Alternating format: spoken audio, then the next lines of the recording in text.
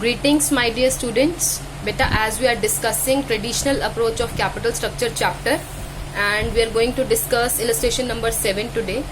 Beta, this illustration is just same as illustration number 6 as we have discussed. Okay, इस question के अंदर भी आपको you can see the question, इस question के अंदर भी आपको EBIT गिवन है, KE भी गिवन है, आपको वैल्यू ऑफ टोटल फॉर्म निकालना है according to traditional approach and KO निकालना है according to traditional approach. The question is same as question number 6.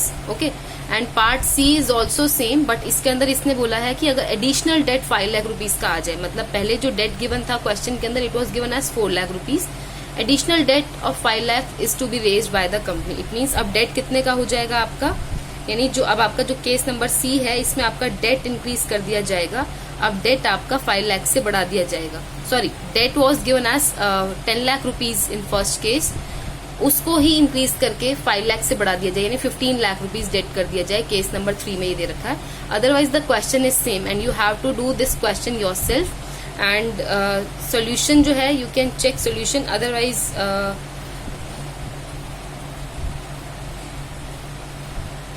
I'll just show the solution also. Wait. In this KO will be 0.133 means 13.33%, and VT total value of firm will be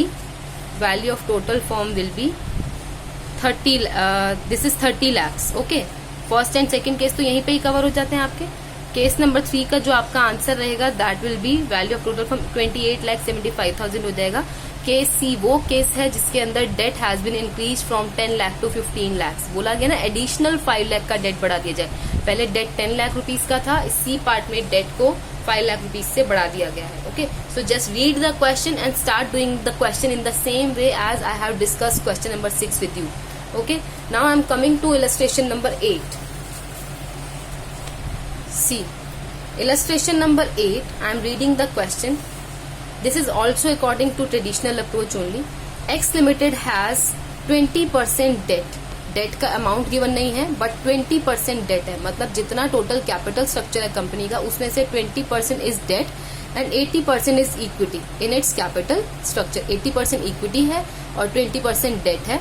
The cost of debt that is KD is 10%. KD कितना है 10% and the cost of equity that is KE is 15%. KD भी दे रखा है question में, KE भी दे रखा है. Compute the overall cost of capital according to the traditional approach and you have to calculate overall cost of capital that is KO according to traditional approach. ठीक है, ऐसे ही further I यानी कि जो फर्स्ट वाला पार्ट है, suppose the firm wants to increase the debt to 50%, मतलब जो डेट पहले 20% प्रोपोर्शन था फर्म का कैपिटल स्ट्रक्चर में डेट का, that debt proportion has been increase to 50%. यानी डेट की जो क्वांटिटी है पहले 20% ऑफ टोटल कैपिटल स्ट्रक्चर था, now you have increase it up to 50%. Okay, due to increase financial risk KD is likely to be 11%. अब KD भी change हो गया है, KD has become 11% and KE change हो गया है, KE has become 16%. Okay, compute the overall cost of capital. ऐसे ही case 2 भी बना दिया, first case second case 2 cases बना दिए हैं इसमें. सेम इसमें बोला है अगर फर्म जो है डेट रेज करता है अप टू 60% कर देता है और KD फिर आपका 14% हो जाता है एंड KE वुड बी 20%. तो compute the change overall cost of capital. What conclusions you draw from the above. बेटा ये अगर इस टाइप का क्वेश्चन आ जाए, इस टाइप के क्वेश्चन में सिर्फ आपको KO निकालना है, बट इसके अंदर ना तो आपको अमाउंट ऑफ डेट दिया हुआ है, ना ही अमाउंट ऑफ इक्विटी दिया हुआ है, ना ही अर्निंग जो आपकी अर्निंग्स है, earning before interest and tax जिसको आप EBIT या नेट ऑपरेटिंग इनकम बोलते हो, that is also not given in the question. तो जब भी इस टाइप के क्वेश्चंस आ जाएं जिसके अंदर हमारा डेट और इक्विटी का प्रोपोर्शन दिया हुआ है और हमें KO निकालना है, KD भी गिवन होगा, KE भी गिवन होगा, लेकिन हमें KO निकालना होगा. So in these type of questions how we have to solve our questions. See,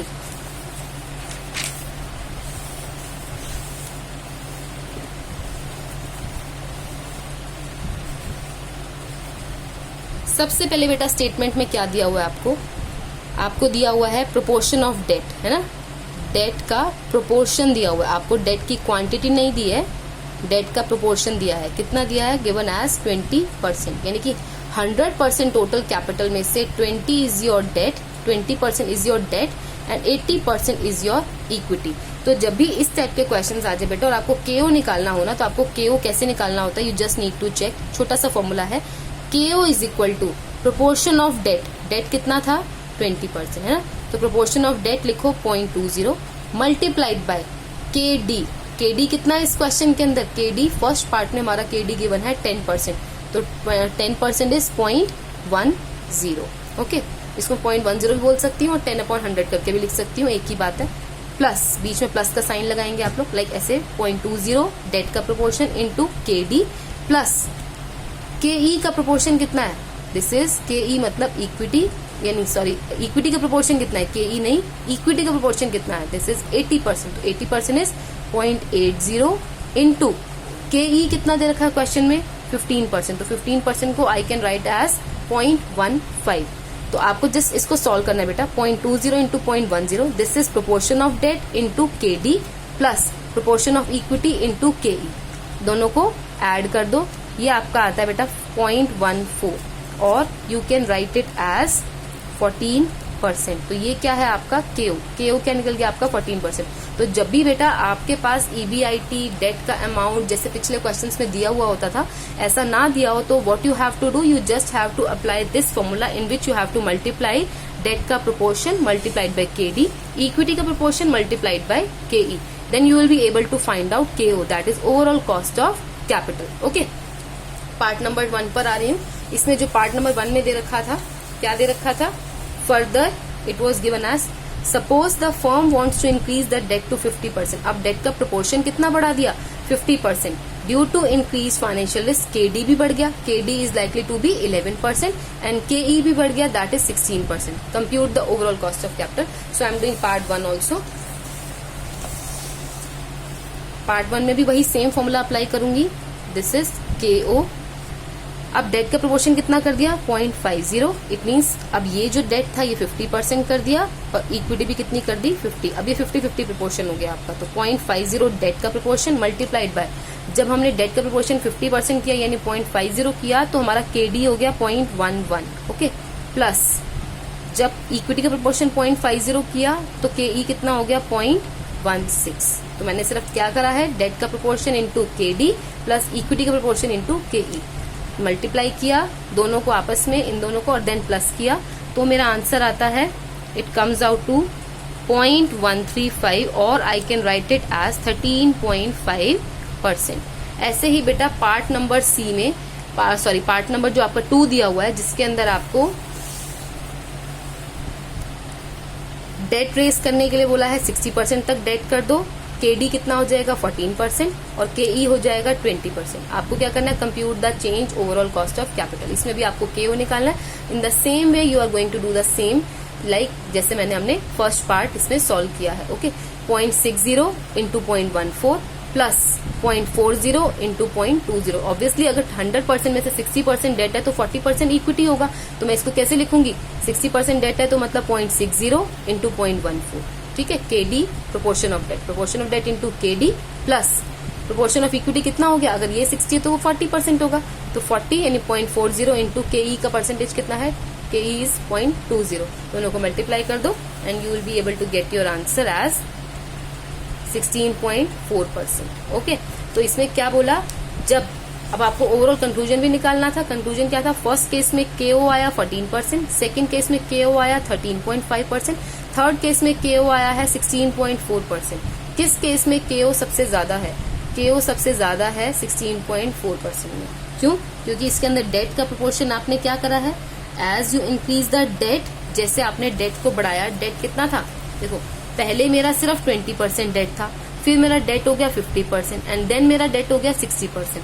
सबसे कम मेरा केओ किस पे था, बी पार्ट में, यानी जो 13.5% वाला आंसर है आपका, है ना, क्योंकि मैंने कहा कि आप डेट तो बढ़ाओ, ट्रेडिशनल अप्रोच के अकॉर्डिंगली हम क्या कहते थे, just increase your debt and increase your debt, but up to a certain limit, after that certain limit KO will start increasing, overall cost of capital of the firm will start increasing, और ऐसा ही हुआ इसमें।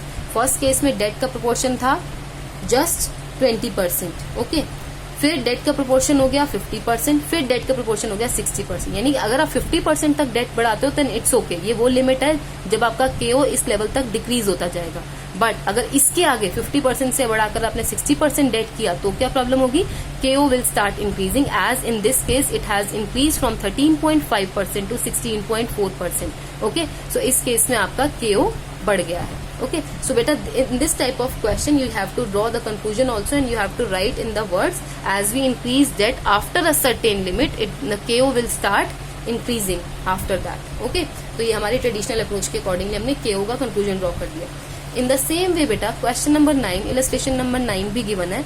इसके अंदर क्या है, आपको ना डेट इक्विटी मिक्स गिवन है, like debt equity ratio given है। पहले केस में डेट 0 है, इक्विटी 100, फिर डेट 10 है, इक्विटी 90%, डेट 20% है, इक्विटी 80% है।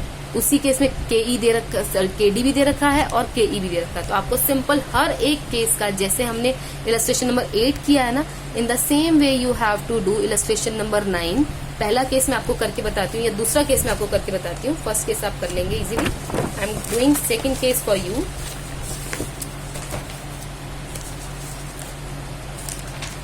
सी केस नंबर 2 में क्या है बेटा, डेट इक्विटी रेशियो कितनी है केस नंबर 2 में, debt is 10%, equity is 90%। So how I am going to do this is like, देखिए डेट कितना है मेरा, इसमें डेट इक्विटी रेशियो मेरी दे रखी है, इट इज गिवन एज 10:90, 10:90, मतलब 10% डेट है और 90% इक्विटी है। तो मैंने क्या करना है, और इस केस में केडी मेरा गिवन है 7% और केई मेरा गिवन है क्वेश्चन में 12%। ओके, केई गिवन है मेरा 12%। So how I am going to do the part 2, KO is equal to, जैसे हमने पिछले क्वेश्चन में किया, केओ इज इक्वल टू 0.10 जो हमारा डेट का प्रोपोर्शन है, इनटू केडी, केडी 7% है, 7% को 0.07 लिखते हैं, प्लस 90% है 0.90 इंटू दिस इज 0.12 इक्विटी। ठीक है, दोनों को मल्टीप्लाई करो, 0.10 इंटू 0.07 प्लस 0.90 इंटू 0.12। जब आप इनको दोनों को मल्टीप्लाई करोगे and you will add it, so you will come out to the answer, it comes out to 11.50। आप इसको चेक करके देखना, it will come out to 11.50। तो आपका केओ निकल गया 11.50। In the same way you have to do all the parts. Okay, this is जितने भी आपके पार्ट्स दिए हैं, you have to do all the parts in this case. Okay, in the same वे बेटा ऐसे ही आपका इलस्ट्रेशन नंबर 10 भी है, जिसमें डेट इक्विटी रेशियो आपको खुद से निकालनी पड़ेगी। इसमें डेट दे रखा है 1 लाख का, इक्विटी दे रखी है 4 लाख की। तो कॉस्ट ऑफ डेट भी दे रखा है, कॉस्ट ऑफ इक्विटी, ये दोनों तो डायरेक्ट गिवन है, बट इनका प्रोपोर्शन नहीं दिया, यानी आपको रेशियो नहीं दिया। तो रेशियो आप कैसे निकालते हैं, जैसे यहाँ पे डेट 1 लाख है, इक्विटी 4 लाख है, तो इसका रेशियो मैं कैसे निकालूंगी, I will find out as 1 lakh is to 4 lakh, इस तरीके से दिया है ना। तो मैं क्या करूंगी, 1 लाख प्लस 4 लाख कितना हुआ, 5 लाख। तो मैं क्या करूंगी, डेट का प्रोपोर्शन हुआ 1 लाख अपॉन 5 लाख इंटू 100, तो ये कितना हो गया 20%। अगर 20% डेट है तो इक्विटी कितनी हो जाएगी 80%। ठीक है, अगर निकालना है इक्विटी का तो आप ऐसे भी निकाल सकते हैं, 4 लाख अपॉन 5 लाख इंटू 100, तो इट कम्स आउट टू 80%। ठीक है, तो इसी तरीके से अगले पोर्शन में भी आप निकालोगे, 2 लाख प्लस 3 लाख 5 लाख होता है। तो पहले कैसे प्रोपोर्शन निकालोगे, 2 lakh upon 5 lakh multiplied by 100, तो जितना प्रोपोर्शन डेट का निकल जाएगा रिमेनिंग इक्विटी का होगा। तो यहाँ से डेट इक्विटी रेशियो आपकी ऐसे निकल जाएगी, और आपको ट्रेडिशनल अप्रोच के अकॉर्डिंगली ये क्वेश्चन करना है। ठीक है class, thank you for today.